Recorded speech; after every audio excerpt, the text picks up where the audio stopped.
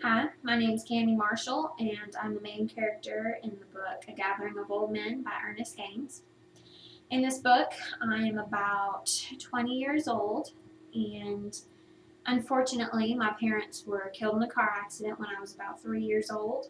So, my aunt and uncle decided that they would take me in, but unfortunately, they're not that great with children. So, I was basically raised by a white lady named Miss Merle and also a black man named Matthew. And since I was partially raised by a black man, race hasn't really been an issue for me in my life, but it is for a lot of people nowadays, especially in the 1970s in southern Louisiana. You know, the Cajuns, they think that they own everything, that they are better than all those black people, but I don't believe that. So, anyways, one day, well, I was coming home to my plantation. It was passed down to me by my fairly wealthy family. You know, we used to own slaves, but of course we don't anymore because it's the 1970s. But I came home to the old plantation where lots of black folks work, and also a man named Bo Bowden. He's white though, and he's known for not being too nice to the black people. You know, he'll threaten him and probably hit him at times. But I came home and I saw Matthew sitting on the front porch with a shotgun, and Bo Bowden was dead in my grass. So, of course, I was shocked at first, and then I decided right then and there that I couldn't let Matthew take the blame for this. So, I decided that I would tell everyone I came in contact with that I killed Bo.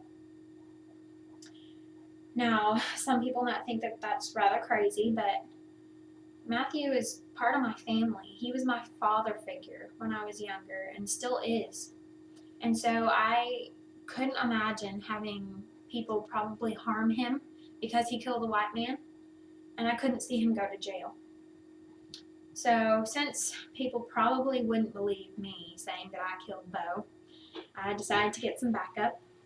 So, I sent this little black girl named Janie to gather as many black people as possible and to come to my plantation.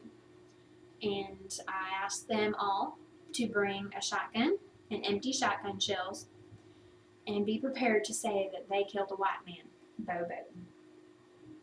So once they all came, then the sheriff arrived, Sheriff Mapes.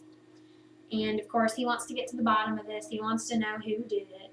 And so he started interrogating people, and he even got a little violent at times. You know, he would hit them around because he wanted to know who did it. But they all said they did it, and especially me. I would not let anyone say that I did not do it. I stood right there and I told them that I killed Bo. And so this whole interrogation process took about all day long. But at the end of the day, Charlie, another black man, he showed up and he tells everyone that he's the one who killed Bo. Now this is rather shocking to me because where has he been this whole time? But it turns out that Charlie had gotten in a fight with Bo earlier that day, and Bo had threatened him with a gun.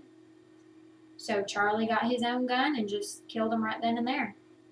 And Matthew was nearby, and so Charlie, being a young black man, asked Matthew, an old black man, to take the blame for him because Charlie has his whole life ahead of him, and Matthew, he won't be here too much longer.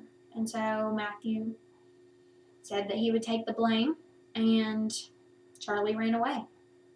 Luckily, he came back and admitted it, and so while Sheriff Mapes was escorting him out of the house, there was a white mob that had arrived outside the house, and they were loaded with guns and ready to hurt someone, especially the person who killed Bo.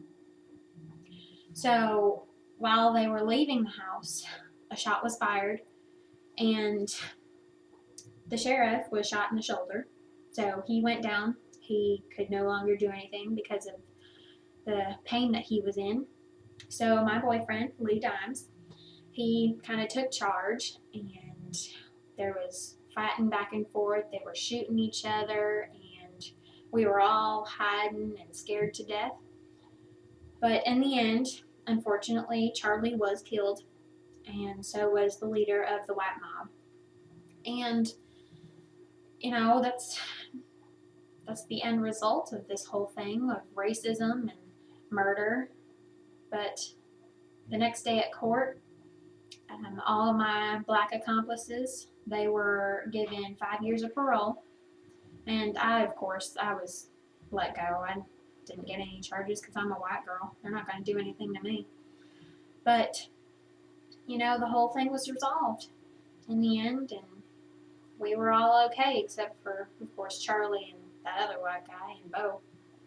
But when people ask me why I would do such a strange thing, to admit that I killed someone that I did not kill, my reason for that is loyalty.